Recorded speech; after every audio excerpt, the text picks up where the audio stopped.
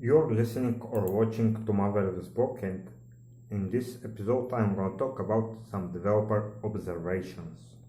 I found in my experience that learning programming languages, platforms, approaches in developing an app is somehow similar to the personal development.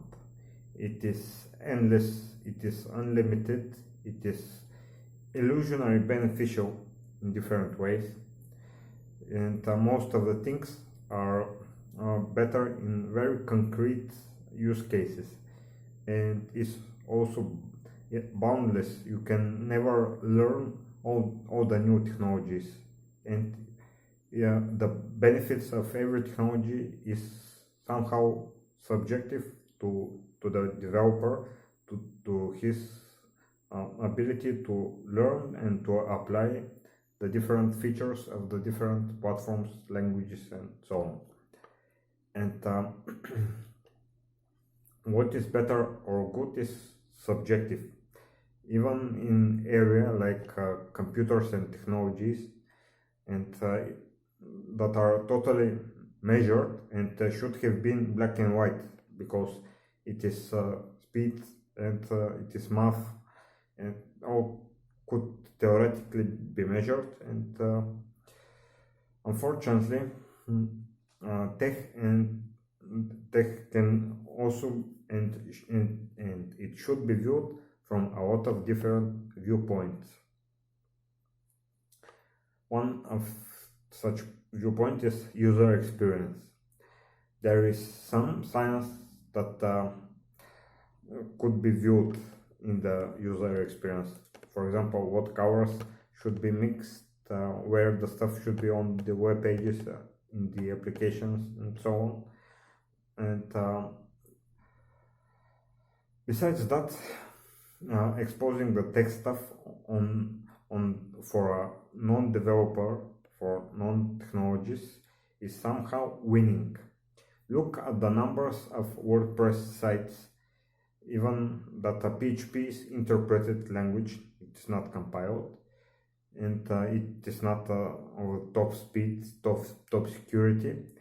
Nevertheless, it is a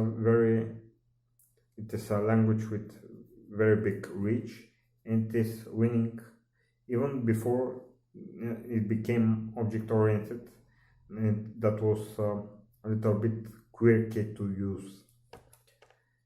Another point, finances. What makes any software valuable in terms of money is the number of users, and the psychological packaging, and the ability to persuade individuals to give money. And it is not the complexity of the software behind it in majority of the cases. Many personal development individuals, for example, have an e-commerce site selling digital content, audio books, videos, or memberships, which is content accessible via online account, usable with a user management platform. And these platforms in the backend, besides simple HTTPS certificate, have no cryptography in them, and no hashing, and no peer-to-peer sharing, and other ideas that are mixed together in the blockchain stack, and that is hard to explain to your grandma. Speed of development. So as developer, you are paid to create something that in the end is given to a non-technical people, and obviously the faster you create it, the better. And in my experience, the number of complexity, the number of design patterns does not relate one-to-one to speed. I've seen in colleagues of mine the speed, the fast and slow speed in both simple and in apps and in complex apps. So in the end, it is the monkey in front of the computer that is giving the horsepower to the development process. Adaptable to change. Is the software adaptable to change? And it should be easy to adapt to any upcoming changes. And this is not always the case when developing fast.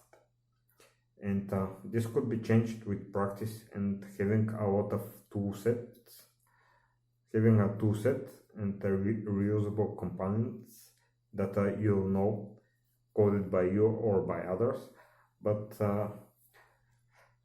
components that you have deep understanding and could use with high quality fast. So about quality.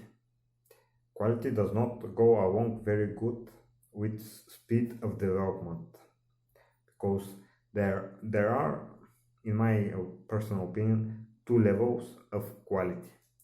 The higher level of quality is when the software does the job that is written for, with some minor bugs here and there, some areas to improve, like better speed, some color design changes, some rearrange of the items, but these are relatively small bugs that give this, the smaller the bugs, the better the quality, because no software is 100% perfect. And the low level quality software is like the blue screen of death, the stack traces displayed to a non-developed to the end user, the blocking bugs that stop the service, that stop the software, even when the user has entered correct data, friendly data that is not testing some edge cases. And another viewpoint is another weakness that I found, especially in myself as technician, is getting too much complexity in the beginning. So if you've worked in the corporate world with complex design patterns and frameworks and technologies of scale, like you don't ship all this stuff with a new butterfly project that hasn't reached any user yet. So yes, the minimal viable product should be done in such a way so it not be dumped out totally before getting a bicycle transformed to car, transformed to airplane. And this migration is very often you'll be able to do this migration with practice and experience with different systems and frameworks and approaches. This comes with practice, and when you already have enough users, then it is okay to go deep and to use complex stacks. My idea in this episode is to enter the feedback loop as soon as possible as a developer, because the feedback loop tells you if you are going the right way or the wrong way.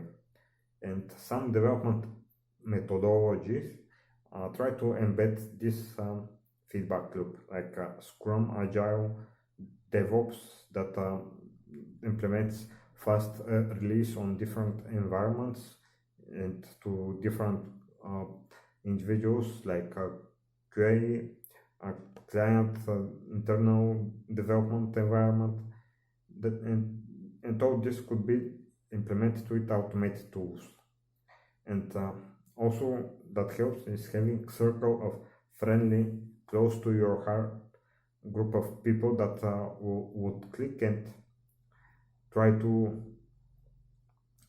break it and not expose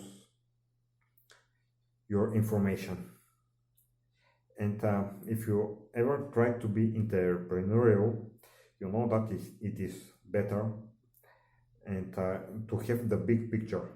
So when you work for the corporate world, there sometimes are too many nodes in the process, and you lose the connection to the non-technical people. And what I have seen in the past 2 or 3 weeks is sometimes the developer could realize how the software should be done when he talks to the end consumer. It is having the big picture and being able to meet needs that even the client hasn't realized that he needs.